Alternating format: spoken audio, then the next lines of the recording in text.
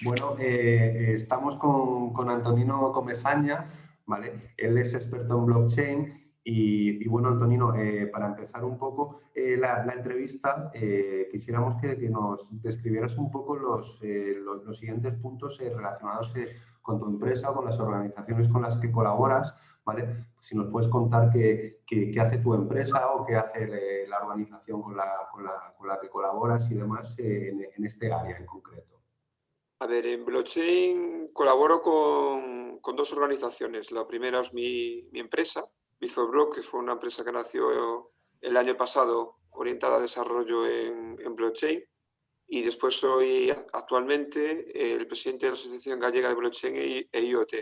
Entonces, la asociación nació, es una asociación sin ánimo de lucro que lo que quiere es divulgar el ecosistema blockchain a nivel gallego. Aunque tenemos acuerdos de colaboración con otros lados de España, al final el foco lo intentamos hacer en organizaciones e instituciones gallegas, ¿no? Ese es el fin de la asociación, divulgar a todos los niveles, tanto de usuarios, empresas, instituciones. Y pues tengo la empresa esta que creé para desarrollo en blockchain, que bueno, que poco a poco vamos creciendo. Lo que es el desarrollo en blockchain está un poco más estancado por otras cosas que iremos comentando. Y bueno, pero va bien porque como al final desarrollamos tecnología, cuando no cubres con blockchain tiras de otro tipo de desarrollos, RPs, CRMs y no hay problema con ella. Vale. Y entiendo que el tamaño es pequeño todavía el de tu empresa, dado que Y tienes poca... empezamos tres y este año hemos contratado a tres más.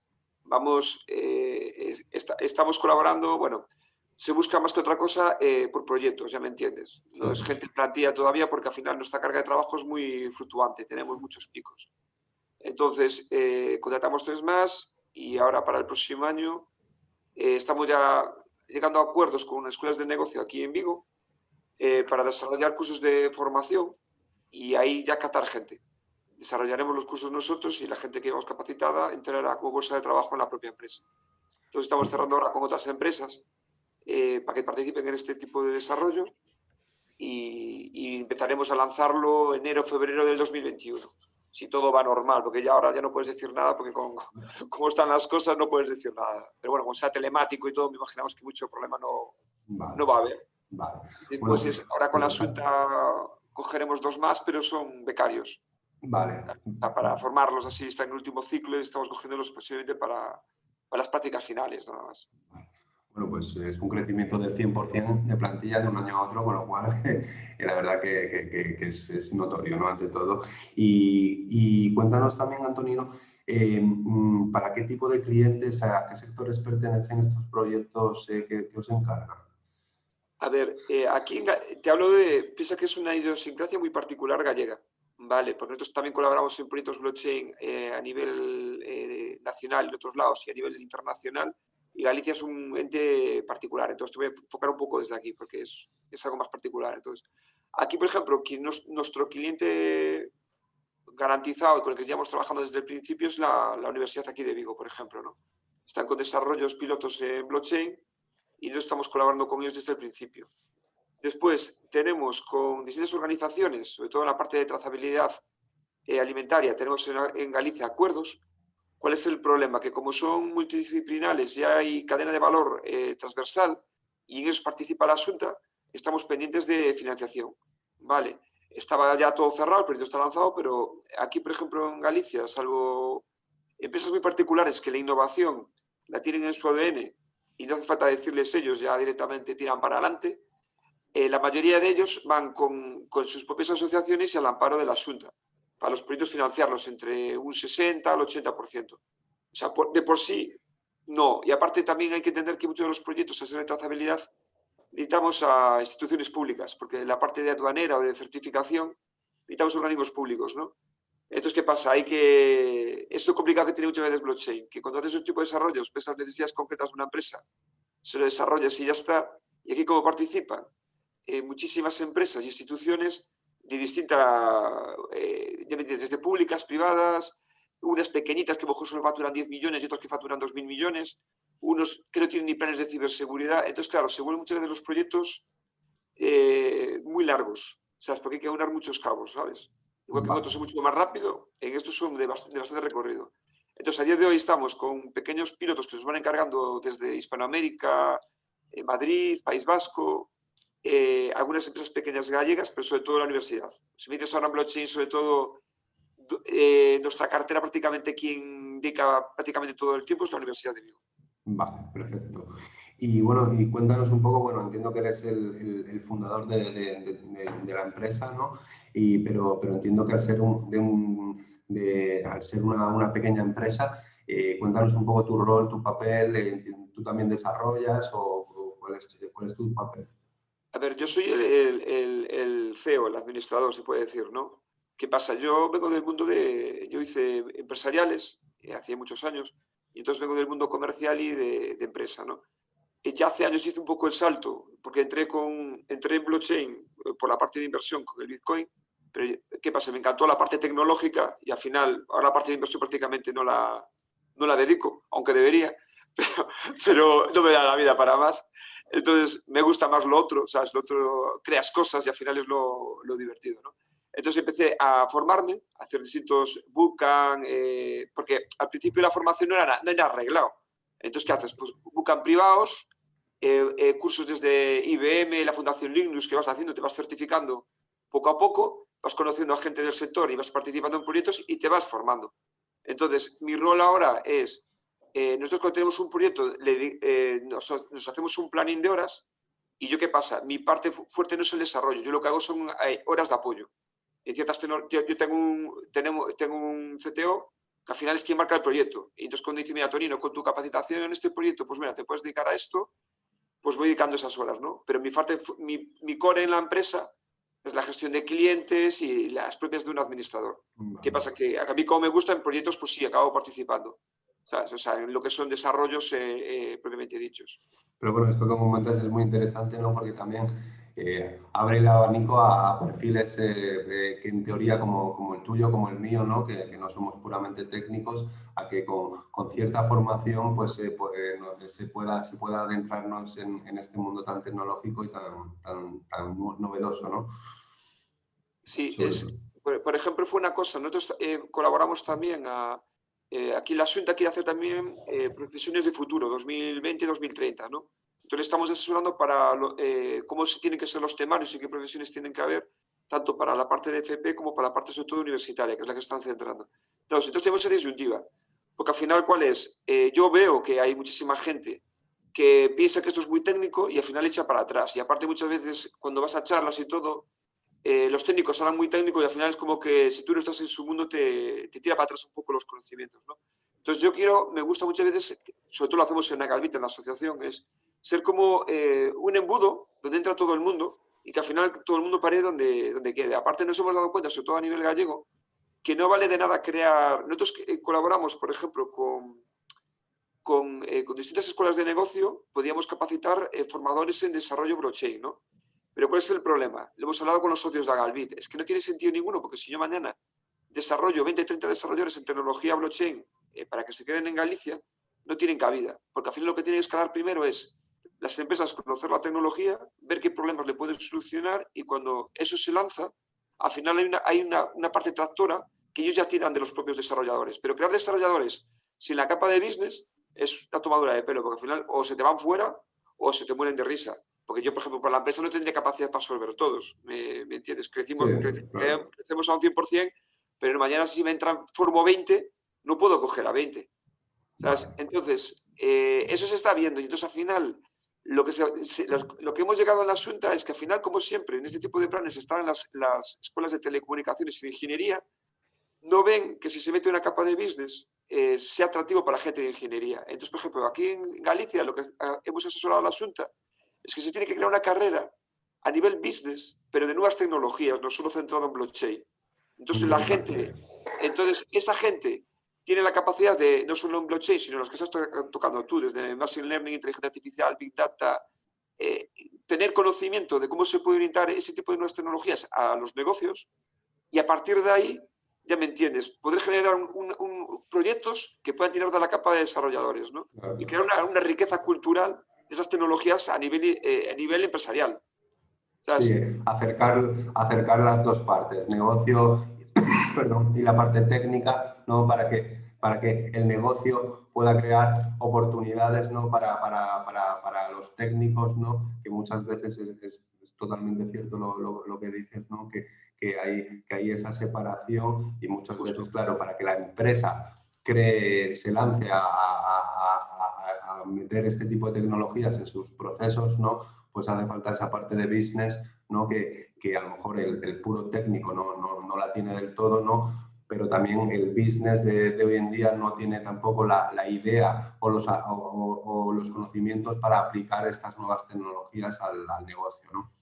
Nosotros, por ejemplo, cuando hacemos procesos de trazabilidad y entramos en las empresas, vamos viendo cómo sus gestiones internas, alucinamos. O sea, hay gestiones internas que son de hace 20 años, o sea, pero que muchas veces están comiendo o sea, una ineficiencia de recursos por desconocimiento, no por nada, desconocimiento. Y aparte aquí en Galicia hay planes de digitalización de la Asunta que el 70-80% están financiados.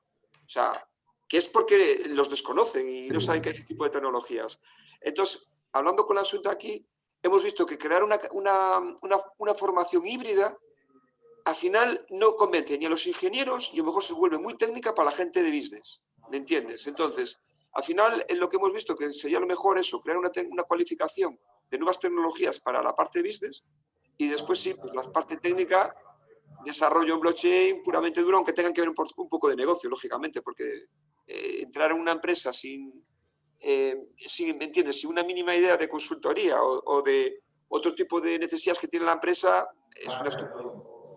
Perfecto, perfecto. Y bueno, ya, bueno, tendencias actuales y demás en el área de blockchain relacionadas con el negocio, bueno, estamos hablando, ¿no? Que sobre todo, pues, la administración pública tira mucho de este tipo de proyectos, ¿no? Pero cuéntanos un poco cuáles son las tendencias que vas viendo en cuanto a negocio y luego ya nos metemos más en el tema de empleo, de formación, que también lo estamos tocando, y luego ya la gran problemática que entiendo el reclutamiento, ¿no? En este caso, para estas tecnologías. Sí, a ver, la tendencia es, o sea, hubo un high muy bestial en el año 2017, ahora los casos de uso ya se están estabilizando y al final tú piensas que a diferencia de otras tecnologías de las que estáis haciendo este estudio, ¿no? La nuestra es de todas seguramente la que está más verde. ¿Por qué? Porque es lo que te comentaba, necesita partícipes, necesita muchas veces una parte jurídica. ¿Sí? Entonces, ¿qué pasa?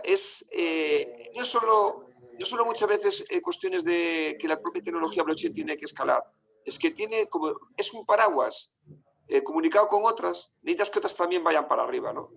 Entonces, ¿qué pasa? Nosotros lo que vemos ahora que las empresas están haciendo pruebas piloto. O sea, nosotros nos tienen catalogados blockchain, nos tienen catalogados como nuevas tecnologías, ¿no?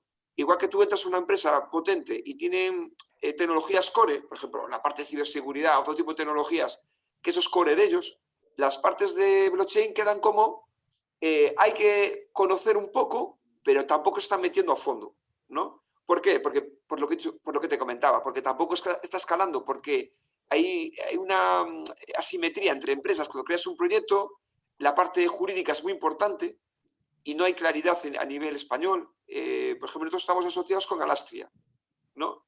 Y lo ves, o sea, muchas veces en la parte jurídica, hasta para hacer un pequeño proyecto, por cuestiones judiciales, que no puedes hacer ni un proyecto piloto. O sea, tienes que hacer sandbox y cuestiones que al final te permitan crear un entorno que tú no vayas a tener complicaciones jurídicas, ¿no?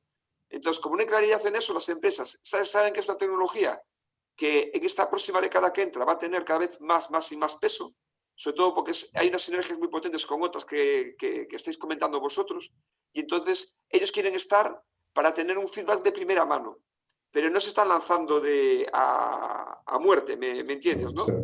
Están haciendo sus pruebas de concepto y pilotando, nada más, es lo que están haciendo. Entonces llega un momento que, vale, llegas aquí, tienes tu piloto y ya sabes, o sea, tampoco lo escalas hasta que tengas la necesidad. Entonces está como una estabilidad, pero con tendencia, lógicamente, todos tenemos perspectivas que en los próximos años cada vez estas dudas se irán disipando y cada vez hay un crecimiento más exponencial de este tipo de tecnologías.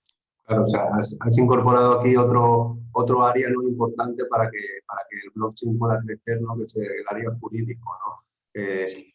Business, por un lado, técnico, pero también pues todas las partes, la parte jurídica para que el crecimiento pueda ser sostenible y no haya cojeras, ¿no? En este aspecto. Claro, nosotros cuando planteamos un proyecto en blockchain siempre hay dos banderas, bueno, hay varias, pero bueno, la primera está la financiera y la jurídica, porque te hablo de empresas serias, no de startup que quieran meter tecnología blockchain simplemente porque parece que es más atractivo su proyecto, aunque muchas veces no es necesario, ¿no?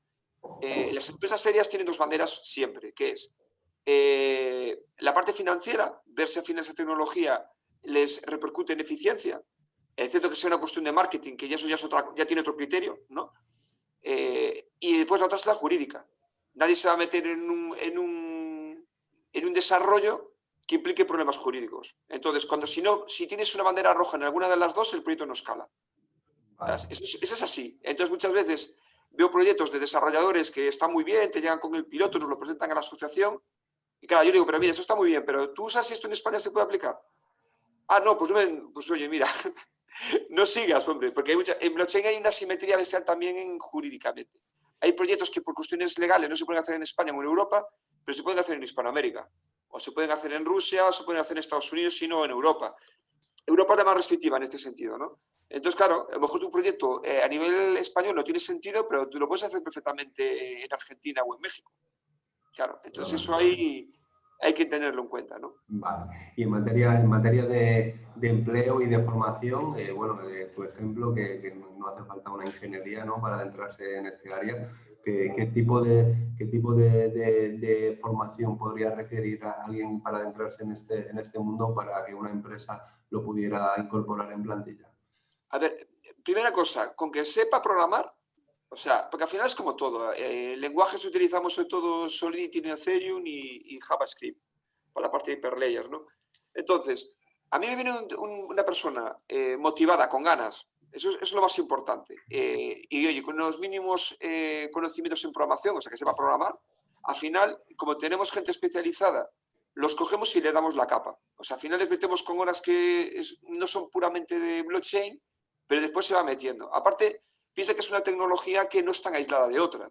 O sea, nosotros, por ejemplo, hace 2 días tuvimos un máster con Alastria en ciberseguridad y había gente de la gama de ciberseguridad con blockchain y lo estábamos viendo. Es que blockchain es una capa más de seguridad en las empresas. O sea, entonces, ¿qué quiere decir con eso? Que no es nada ajeno a un programador normal blockchain. O sea, si nos podemos meter más a lo mejor en la línea de negocio, ahí sí que tienes que tener una formación un poco más, ¿no? Es distinto, porque hay casos de uso distintos, ¿no? Pero en la parte de programación, si tú sabes programar y ganas, y coges a alguien que sepa un poco, guiándote, en 3 meses ya puedes estar productivo. No es una tecnología que requieras años de formación para poder ser productivo a una empresa. ¿Sabes? Entonces es lo bueno que tiene. Por eso los cursos que te comentaba el próximo año, ¿no? Entonces nosotros vamos a dar cursos de programación genéricos. No los vamos a dar para específicos de blockchain. Pero ¿qué pasa? Como sabemos, tenemos la experiencia de que si alguien sabe programar bien y tiene ganas, lo cogemos y sale el proyecto de blockchain y tenemos gente especializada y lo saben guiar, pues no hay problema ninguno. ¿Sabes? Perfecto.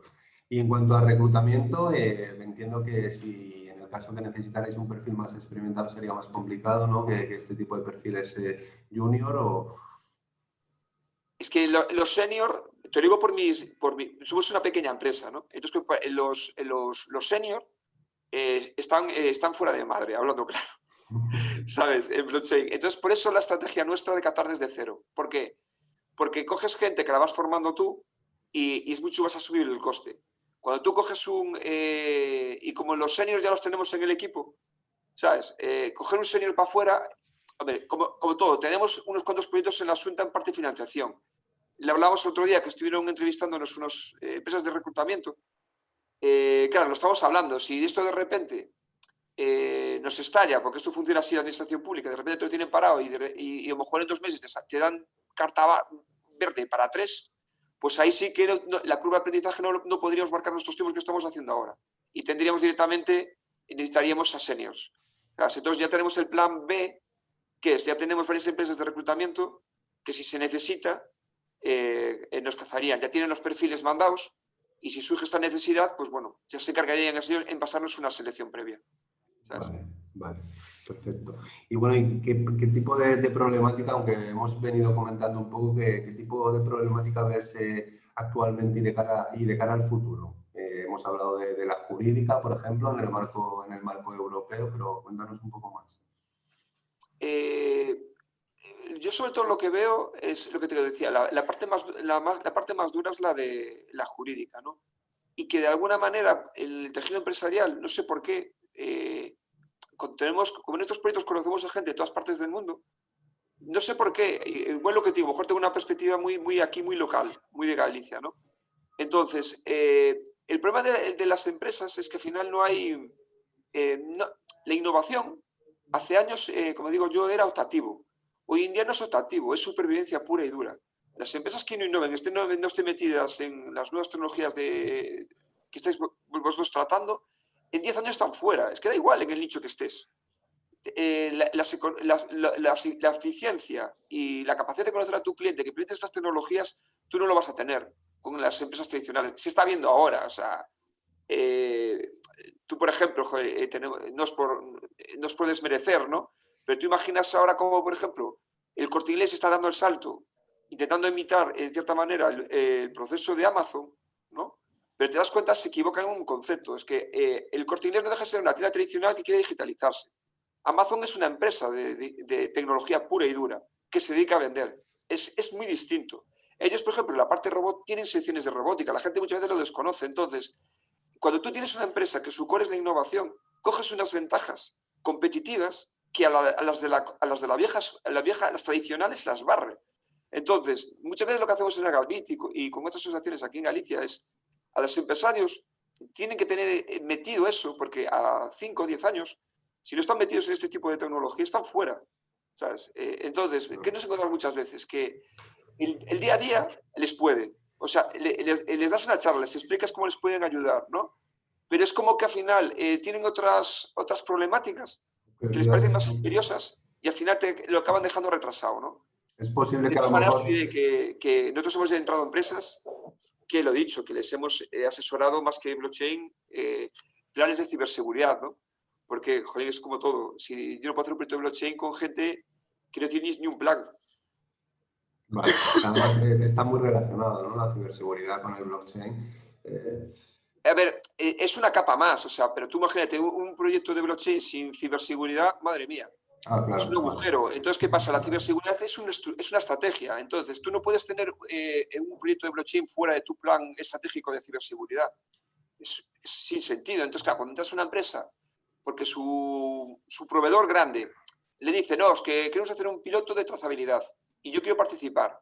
Y claro, porque le interesa quedar bien con el proveedor grande, ¿no? Hostia, tú ves lo que tiene dentro y dices, tú, es que esto, tío, es que Primero hay es que imposible la integración. arreglar la Claro, seguridad antes de adentrarnos en temas de blockchain, ¿no? Por ejemplo. efectivamente. Hay tecnologías que estáis tratando vosotros que, claro, lógicamente, tú tienes que tener, son tecnologías puntas, entonces, son mucho más complejas de implementar una empresa por capacitación de la gente que te la tiene que implantar, mil cosas, ¿no? Entonces tú, cuando una empresa está bien digitalizada y tiene un plan, al final es muy fácil integrarlas.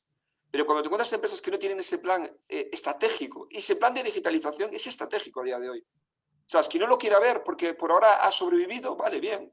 Yo tengo mis clientes de más o menos de toda la vida, pero es igual, o sea, las nuevas tecnologías llegarán a esos clientes más tarde o más temprano. Es intentar Y hacer la casa por el tejado, ¿no? claro, y tú cuando topas empresas que a lo mejor no tienen ni idea de blockchain, ¿no? Pero tú ves que tienen un plan de digitalización y una cultura dentro, se integra fácilmente, es que no hay problema ninguno, ¿sabes? Es fácil, no es tampoco... Hoy en día te fíjate que los proyectos se integran casi todo con plataformas cloud, ¿no? Entonces, claro, la integración es muy fácil, no tienes ni los servidores. Los primeros proyectos que hacíamos en blockchain eran de nodos de las propias empresas. Y eso era, no te lo puedes imaginar, madre mía, todavía tengo pesadillas con eso. Porque cada empresa es un mundo, ¿no? Y entonces integrar eso era horrible. Hoy en día está todo estandarizado. Cogemos proyectos, los integramos con sistemas cloud que tienen tanto Amazon, Azure, los que quieras. Hoy en día todos tienen sistemas de blockchain. Y eso se estandariza, ¿sabes? Vale. ¿Qué pasa? Que se estandariza a la parte de integración a cloud, pero la propia de la empresa, eso es el problema. Vale. ¿Me entiendes? ¿No? Sí, Que si la sí, empresa final, efectivamente, su interconexión no es segura, ¿no? O no tiene un plan de ciberseguridad, todo el proyecto se puede ir abajo. Vale, ¿Sabes? sí. Pero hoy en día... Aunque el lado servidor esté seguro, ¿no? Por utilizar este tipo de Claro, plataformas, si el lado del claro. cliente no está, ahí la A ver, problemática. si comprometen mis contraseñas de acceso a a Cloud de Azure, ya me entiendes, ¿no? Sí. Eso ya está todo. Vale, Sí. la capa de seguridad que puede tener Amazon Azure está cojonuda si Sí, sabes mantener un mínimo de claves, ¿no? claro, Pues eso es claro, así. y ya no entras solamente a tu sistema, sino al sistema blockchain, que entiendo que hay pues, la cantidad de datos, ¿no? Y de información crítica, ¿no? Que se puede almacenar, pues es lo Claro. peligroso, ¿no? Y también entiendo que por ahí también viene un poco el tema jurídico, por el tema, o me equivoco. El jurídico muchas veces es que no hay facilidades, ya me entiendes, ya hay dudas. Y bueno, por ejemplo, mi mujer es abogada, ¿no? Es la abogada, Sí. por ejemplo, de Agalbit, de la asociación, ¿no? Y claro, muchas veces ella desarrolla, es abogada tecnológica dentro de otros campos que toca, ¿no? Y muchas veces tiene que explicar cosas tecnológicas a un juez y mira, no te lo puedes ni imaginar. Y muchas veces, ya no, bueno, no te hablo ni de cosas más técnicas, ¿no? Pero es alucinante. Entonces, ¿qué pasa? ¿Cómo decirte? Una parte cultural que nos falta a todos como sociedad, ¿no? Por Incluso ejemplo, deberíamos incorporar en las fases, en la educación obligatoria, ¿no? Tener una mínima base, ¿no? de saber cómo funciona todo lo que utilizamos en el día a día, básicamente, el teléfono móvil, el ordenador, ¿no? en eso, por ejemplo, estamos colaborando con la Unión Europea a través de la Universidad aquí de Santiago, que están colaborando con ellos, porque está creando un plan de formación en blockchain a nivel europeo, ¿no? Gratuito y para compartir, para crear esto, para crear conocimiento. Ahí ya no es conocimiento técnico, es crear una cultura, ¿sabes? En esa tecnología para que la gente la empiece a tener sin tener conocimientos técnicos, ¿no? Entonces es el mayor problema que nos encontramos, que es lo que te digo, la parte jurídica frena bastante y la parte cultural, empresarial española también, ¿sabes? Porque hay empresas, por ejemplo, aquí nosotros, por ejemplo, colaboramos con Estrella Galicia y cosas por el estilo. Tú hablas con Estrella Galicia, es que no les tienes que hablar de innovar, es que lo llevan en el ADN. Pero claro, son la excepción a nivel del tejido empresarial. ¿Me entiendes? ¿No? Necesitaríamos más gente como esas. Y hay también problemas que las que están haciendo desarrollo blockchain nos tienen capado la capacidad de poder comunicar los proyectos, ¿no? Hay empresas, imagínate, Sí. los referentes gallegos, no te voy a decir Sí. nombres, ¿no?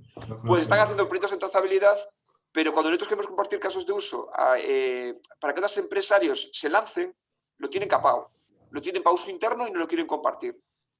Pero bueno, eso es cada uno el criterio. Igual que otros sí que no tienen problema. Por ejemplo, aquí en Galicia, la banca hace proyectos de trazabilidad, bueno, hace proyectos blockchain, dejémoslo así, y no le importa cuando hacemos un simposio irlo a compartir y explicar su caso de uso. Hay otras que no quieren, No tiene. por cuestiones internas de cada una de las empresas, ¿no? Bien. Ahí no me voy a meter, es una cosa cada uno de ellos, ¿no? Sí, pero en definitiva, pues la apertura de mente, tanto de la empresa como de la educación, como para que esto sea algo que esté más interiorizado a nivel cultural y no se tenga miedo por parte de las empresas a lanzar proyectos, no se tenga miedo también por parte de la gente que no es puramente técnica de entrarse en este mundo, ¿no? Incluso también incentivar a los propios técnicos a profundizar un poco más. Nosotros, por ejemplo, hemos dado charlas en universidades técnicas, por ejemplo, en la de informática de La Coruña, o sea, gente pero no de primer año, de último año, ¿no? Y grandes consultorías después que, por ejemplo, que los cazan, porque salen todos, ¿no? Y tengo confianza con ellos y me dicen, yo por experiencia ya cuando doy las charlas no tienen ni idea de blockchain, o sea, los de último año. ¿Pero por qué? Porque no están en los temarios y solo el autodidacta, el que le gusta, se forma. ¿Sabes? También lo que te digo, con los conocimientos que tienen, si en 6 meses se quieren reciclar, ¿qué es lo que hacen las consultorías?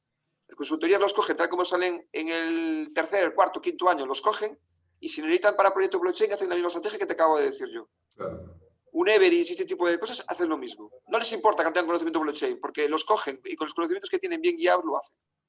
¿Sabes? Pero ya te digo, no están metidos en los temarios. Entonces es difícil que tengan conocimiento. Y te hablo de gente de informática. Sí. O sea, ya te quiero contar en otros campos. Eso entonces, y hablamos de que tengan conocimiento y claro, y si ni tan siquiera están metidos en los temarios, pues no genera ni la inquietud, aunque aquellos se quieran seguir formando o se quieran formar de forma autodidacta, ¿no? Muchas veces. es que hay una simetría bestial cuando hemos dado charlas en distintas universidades, ¿no? Y, por ejemplo, en las técnicas, claro, es que tú le dices a un alumno que es bueno que se forme en ciberseguridad o en blockchain, le da igual, porque tiene trabajo igual. Ese es el problema. No hay un Entonces, claro, incentivo, ¿no? No. un incentivo. Y aparte, muchas veces, que eso sí que eso es penoso. Por ejemplo, nosotros colaboramos con gente, vosotros lo sabréis, que colaboran pues, bueno, con proyectos en Silicon Valley a nivel estadounidense. Y ahí son especialistas de especialistas. O sea, tú vas a tener un tío en HTML o CSS que trabaje para multinacionales solo en CSS o HTML, cobre una pasta y es un especialista. Vale, Los queremos de todo. Full stacks. Aquí queremos un full stack de todo, con lo cual los chavales, como dicen, a ver, hago un máster en ciberseguridad. Vale, pero es que al final eso voy a cobrar 6.000 euros más o 20.000 euros más. No, no se paga. Entonces, ¿cuál es el problema? Que cuando ellos cogen como, lo que dices tú, un perfil de full stack y después ya dirán, mira, a ver a dónde me lleva la vida.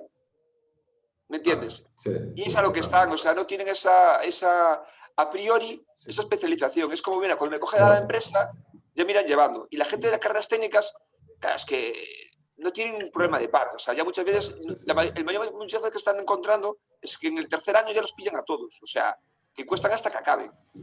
Y Antonino, ahora que hablamos del tema de los full stack y los perfiles que valen para todo, entre comillas, ¿no? ¿No crees que también las empresas apuestan por este tipo de perfiles por la escasez que hay?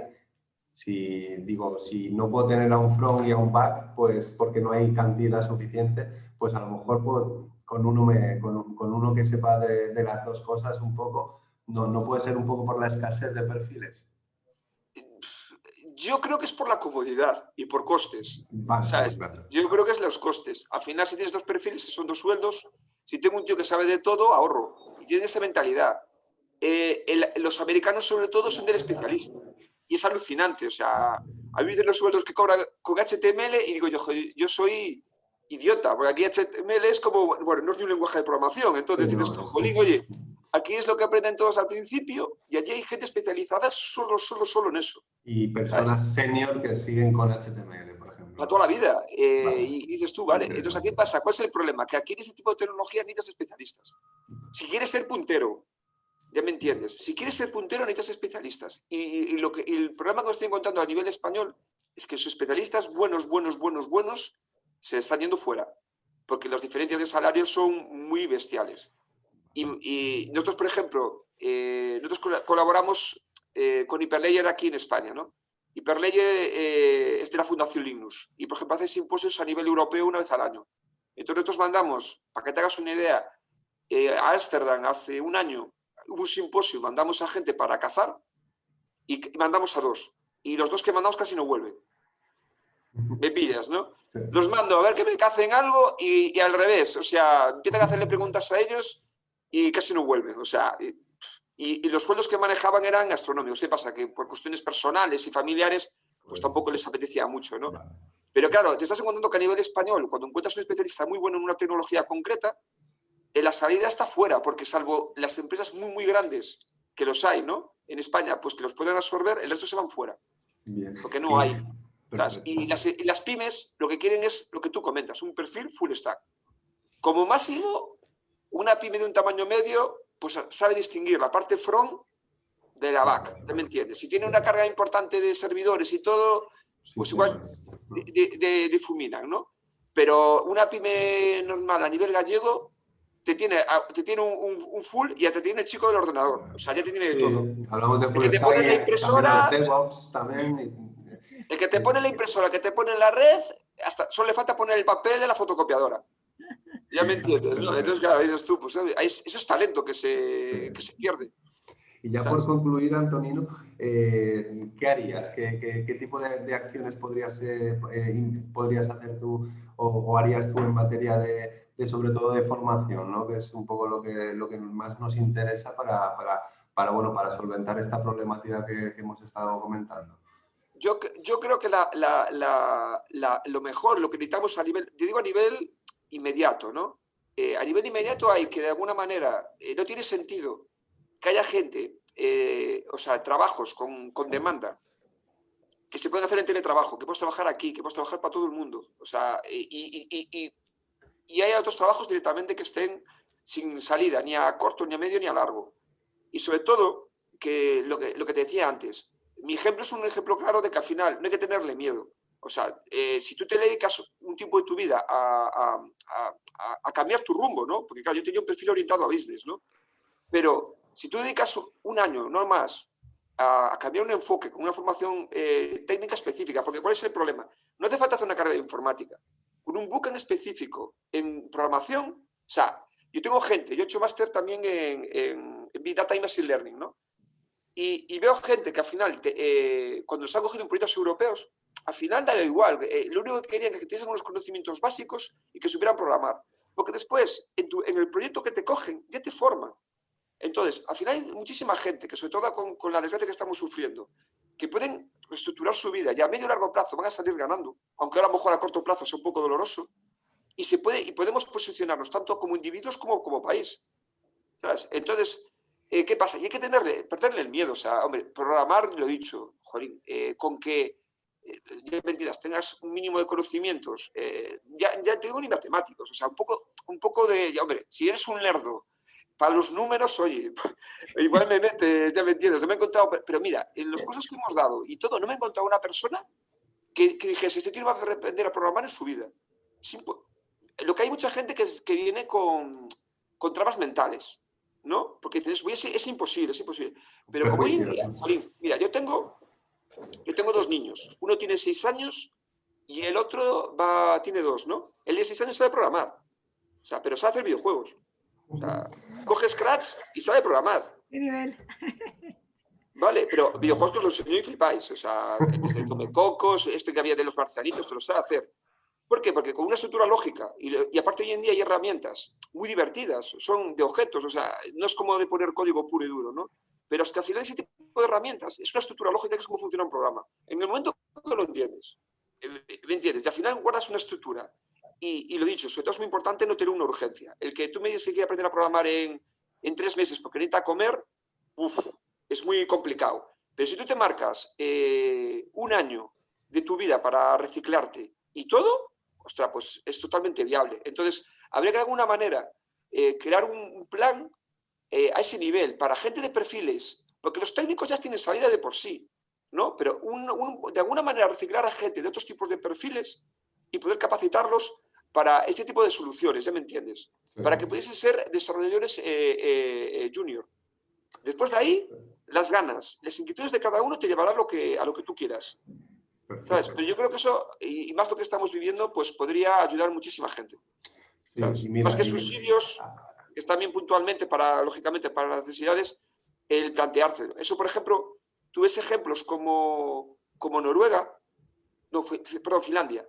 Finlandia con IA, lo habrán comentado con alguna gente que hace el estudio, o sea, han marcado como estratégico que el 1% de su población tiene que conocer de inteligencia artificial. ¿Qué han hecho? Durante años han traído gente, los mejores del mundo, para que formasen a su gente. En el momento que eso queda en tu propia sociedad, se transmite. Pues esto es igual. En el momento que tengas casos de ejemplos de gente que se pudo transformar, que venía de un sector y está trabajando de desarrollador, dirás, oye, si este pudo, ¿por qué no voy a poder yo? ¿Me entiendes? Y eso es cultural. Eso no estás haciendo nada que no es viajar a la luna, ya me entiendes. O sea, además, Antonio, has incorporado un elemento muy importante que es el incluso a edades tan tempranas como el caso de tu hijo, ¿no? Poder meter también en la educación temprana estos temas para que cuando llegues a la hora de elegir la formación no digas no, que esto es solamente para cerebritos o solamente... Efectivamente, ¿no? Hoy en día hay proyectos muy bonitos para los niños, tanto de markers, o sea, de impresoras 3D y todo. Hoy en día es maravilloso, de verdad. Sí, pero totalmente fuera de la formación reglada. Efectivamente, pero es que aparte, claro, tú piensas que tienes que tener formadores con ganas de enseñar, ¿no? Es que tiene que ser así. En cualquier formación, yo creo. A ver, yo tengo gente aquí que da talleres a conocidos, que dan talleres a niños de programación y de todo. ¿Y cuál es el problema? El problema es que al final tienen que ir niños que quieran ir, porque con eso nos encontramos. Hay niños, perdón, hay niños que les encanta programar y por lo que sea, porque les parece divertido, porque hacen videojuegos y esto, y en la misma clase, en el mismo taller, tienes a niños que vienen obligados por los padres. ¿Me entiendes? Porque entienden que programar es algo para futuro y tienen que aprender. Eso no funciona así, o sea, cada niño según su edad tiene unas inquietudes naturales, ¿no? Y si el niño pues le apetece jugar al fútbol, le apetece programar, no lo obligues, porque a la larga va a ser peor, porque va a entender la programación como algo que me obligaron desde pequeño. ¿Me entiendes, no? Ya cuando eres adulto tienes otros conocimientos, ya tienes otra percepción de la realidad, ¿sabes? Y lo he dicho, en el momento que tú pudieses crear estos campus de 3 a 6 meses, aquí por ejemplo en Galicia se están haciendo, y nos colaboramos con alguno de ellos, pero ¿qué pasa? Son iniciativas privadas. ¿Qué quiere decir? Escuelas de negocio y gente que se tiene que pagar sus 6.000, 8.000, 9.000 pavos. Vale. Entonces, claro, vale, pero no todo el mundo puede. Entonces, si me preguntas qué habría que hacer, pues ese tipo de cosas hacerlo a nivel masivo. Masivo, o sea... Pero eso parte de que al final tenemos que tener una estructura de país. Si tú tienes una estrategia de que cómo quieres tener a España a 5 a 10 años, eso vas marcando pequeños planes de acción para que vayas llevando a eso. Hay que tener claro qué quieres eso. Además, y a día de hoy... Además que sabemos que la aportación al PIB del sector tecnológico es de mucho más valor añadido que otros sectores, ¿no? El PIB que te da un empleado del sector tecnológico es mucho más alto que el del resto de sectores, ¿no? Con lo cual creas empleo que crea riqueza y bueno, y la riqueza ya sabes que es la pelota, ¿no? Que se va haciendo más grande. Claro, y la interconexión que hay, como que proyectas en proyectos internacionales. No tienes una limitación territorial. Y eso te permite ser más empleado por otro tipo de proyectos, ¿me entiendes? Entonces, eso gana muchísimo, ¿sabes? Entonces, es una cosa que lo que te comentaba. Yo es lo que miraría inmediato. Esta parte que has nacido de la iniciativa privada y que les va estar yendo muy bien. A la gente que yo conozco aquí, los bootcamp están petados. O sea, tú quieres hacer, por ejemplo, alguno de estos de full stack, no puedes este año ni el siguiente. Tienes que esperar prácticamente un año y pico, porque, lógicamente, no puedes hacer bootcamp de 100 personas. Los haces de 20. Llenan a 20 y al siguiente. Y estamos hablando de entre 6.000 y 8.000 euros y están llenos. Porque hay mucha gente que se está dando cuenta que tiene que hacer este cambio. ¿Sabes? Pero estaría bien, lo he dicho, que de una parte institucional ayudasen a ese tipo de perfiles. ¿Sabes? Vale. Y una cosa importante, que siempre lo he dicho, con profesionales en activo. Porque alguna vez me he encontrado con gente que está hablando de tecnología y te da tecnologías que no se usan desde hace 5 o 6 años. Eso es reciclaje de los propios formadores, ¿no? Vale, claro, es alucinante, porque claro, no voy a poner ni nombre ni ejemplos. Pero hombre, que vino que dar un curso, no te digo con la versión de hace 2 meses, pero hombre, la de 5 o 6 años, eso es como que tú has desarrollado un temario de 5 o 6 años y no te has tomado ni la molestia ni de actualizarlo. Sí, además que Porque tecnología no dice mucho de ti, ¿sabes? Entonces, sí. muchas veces hay gente que tiene un temario que quiere amortizar hasta que se jubile. Vale, totalmente. Belén, ¿quieres aportar alguna cuestión o aportar algo con Antonino? No, la verdad es que me parece súper interesante. Sí que es verdad que ha mencionado en un momento, Antonino, muchas gracias, me alegro poder que, que me hayáis podido ver al final. Has comentado que en la UE también hay una tendencia, una promoción, pero lo he cogido así como un poco de soslayo. ¿A qué te referías con el tema de promocionar el blockchain en la UE? ¿Qué es? ¿Algún proyecto o qué es? Sí, hay DLT4, si lo busquéis en internet. Si no lo encontráis, os mando todo el programa de formación de la Unión Europea. En él colaboran varias universidades a nivel europeo, ¿sí? Chipre, Italia, España con Santiago. Y entonces, ¿cuál es? Crear un temario gratuito que se puede difundir a todas las capas, o sea, a gente técnica, no técnica, y al final lo que te he comentado un poco, el ejemplo de Finlandia, ¿no? Que lo que es la tecnología blockchain, quien quiera acceder, que le sea fácil de acceder, que haya un temario gratuito y compartido, y así culturalmente más capas de la sociedad lo van conociendo, porque ellos han hecho encuestas privadas y se dan cuenta que el conocimiento que había en blockchain a distintas capas de la sociedad no llegaba ni el 1%. Claro. ¿Sabes? Y estaba muy atrás en el conocimiento que tenían, por ejemplo, el bloque asiático, que va años luz, y el americano.